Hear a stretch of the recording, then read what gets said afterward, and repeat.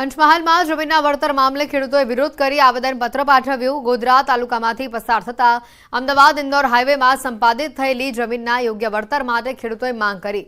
ખેડૂતોનું કહેવું છે કે ગત 2010માં ઉરવાડા કેવડિયા સહિતના ગામોના ખેડૂતોની જમીન અને મકાન માર્ગના નવીનીકરણ દરમિયાન સંપાદિત થયા હતા, જેમાં ખેડૂતોને નજીવું વળતર ચૂકવાયું છે, જેને લઈને ખેડૂતો છેલ્લા 14 વર્ષથી ધક્કા ખાઈ રહ્યા છે, રજૂઆત કરી રહ્યા છે, તેમ છતાં કોઈ ઉકેલ આવ્યો નથી। આજે પણ તેમને નાયબ કલેક્ટર પાસે મોકલી દેવામાં આવ્યા હતા અને ખેડૂતોએ રજૂઆત કરી છે।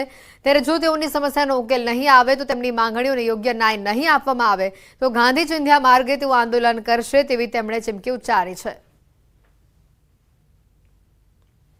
આજે અમે આવ્યા છે તો આવ્યા હતા તો એમાં અમને કેવું નાયબ કલેક્ટર સાહેબ પાસે અમને મોકલ્યા હતા અને એમને જોડે અમે અરજી આપી છે। અમારા પ્રશ્નનું નિરાકરણ નહીં આવશે તો અમે આગળ ગાંધી ચિંધ્યા માર્ગે જઈશું અને આવતી ચૂંટણીઓ માટે અમે કેવો કે બહિષ્કાર કરીશું। અને અમારા જમીન 2010ની અંદર સંપાદન થઈ છે, એનો વળતર આજ દિન સુધી અમને મળેલ નથી। આજે 13 વર્ષથી જે અમારા જમીન ગઈ છે, મકાનો ગયા છે, ઝાડો ગયા છે અને ખેડૂતોની પરિસ્થિતિ એટલી બધી ખરાબ છે કે હવે શું કરવું એ આજે ખેડૂતોને પ્રશ્ન થઈ રહ્યો છે।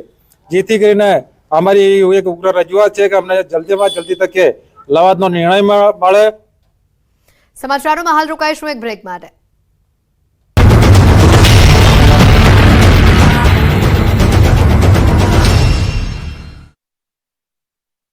સહાયની જાહેરાત તો કરાય, પરંતુ હજુ સુધી સર્વેની કામગીરી થઈ નથી। ત્યારે હાલ ફરીવાર પડેલા મેઘ કહેરે ખેડૂતોની મહેનત પર પાણી ફેરવી દીધું। ખેડૂતોના હાથમાં આવેલો કોળિયો છીનવાઈ ગયો। ત્યારે ખેડૂતો સરકાર પાસે સહાયની આશા રાખી રહ્યા છે।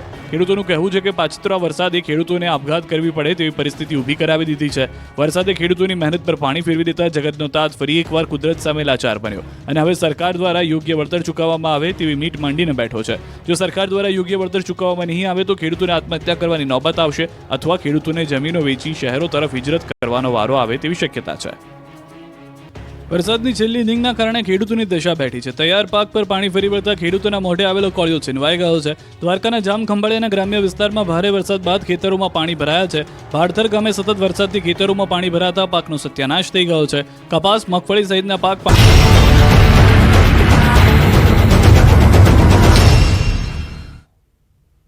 બ્રેક બાદ આપનું સ્વાગત છે। રાજકોટથી સમાચાર છે। મહાનગરપાલિકા સંચાલિત ઢોર ડબ્બામાં આજે 10 ગાયોના મોત થયા છે અને આ મોત મામલે મેયરે પ્રતિક્રિયા આપી છે। રાજકોટ મેયરના નયના પીરડિયાએ લૂલો બચાવ કર્યો। તેમણે કહ્યું કે મનપા દ્વારા જે રખડતા ઢોર પકડવામાં આવે છે તેમાંથી મોટા ભાગના પશુઓ બીમાર હોય છે।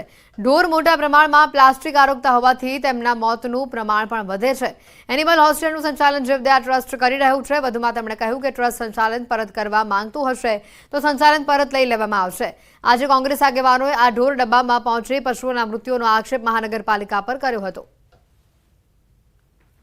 રાજકોટ મહાનગરપાલિકા દ્વારા જ્યારે ઢોર પકડવાના મુદ્દે ઢોરને પકડવામાં આવતા ત્યારે ઢોર છે કાં નબળા હોય, પ્લાસ્ટિક એને ખાધું હોય અને બીમાર હોય એવા ઢોરોને આપણે ડબ્બે પૂરેલા હતા અને આ આખું સંચાલન જીવદયા પ્રેમીને આપણે સોંપેલું છે।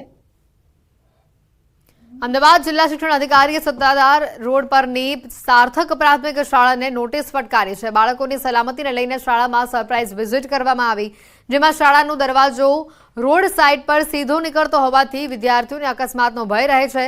શાળા સંચાલકોને બાળકો મામલે સેફટી પ્રિકોશન્સ લેવા તાકીદ કરવામાં આવે છે।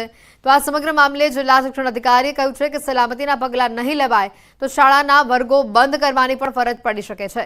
સાથે શાળાને આ મામલે જવાબ રજૂઆત જિલ્લા શિક્ષણ અધિકારીએ આદેશ કર્યો છે।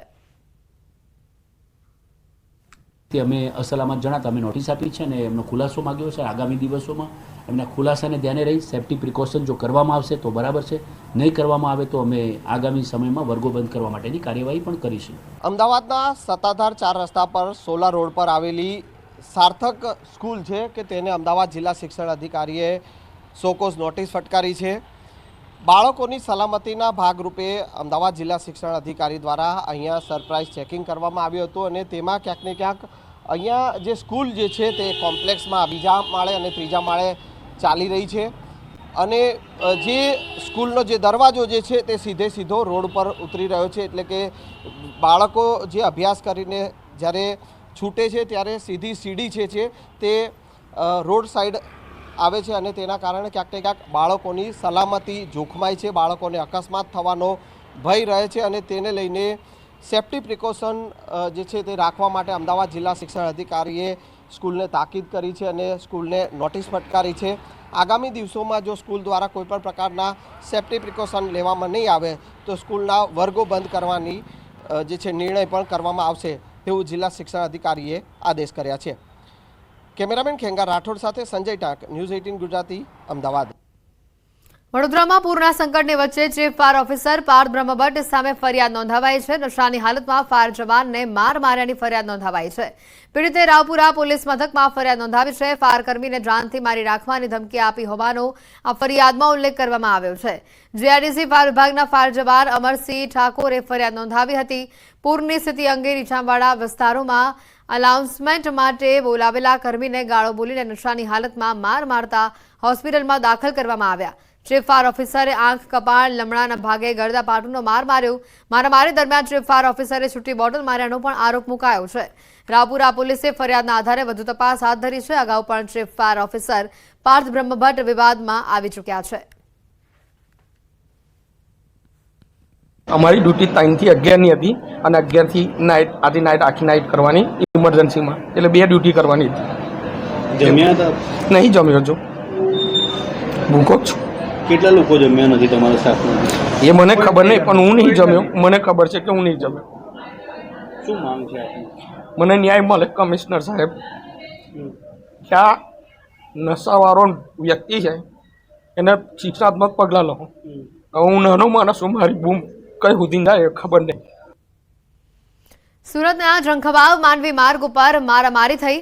સાંઈ સર્વિસ સ્ટેશનના માલિક ઉપર 2 શખ્સોનો હુમલો સામે આવ્યો. પૈસાની લેતી દેતી મામલે લાકડી તેમજ પંચમાર મારવામાં આવ્યો. મિત્રોએ લીધેલા ઉછીના પૈસા ન આપતો હોવાથી લઈને બોલાચાલી થઈ અને આ બોલાચાલી બાદ મારામારી થતા નટવર ચૌધરીને ઈજા થઈ. ઈજાગ્રસ્તને સુરત નવી સિવિલ હોસ્પિટલ ખસેડવામાં આવ્યો. જંખવાવ પોલીસે ગુનો નોંધી વધુ તપાસ હાથ ધરી છે.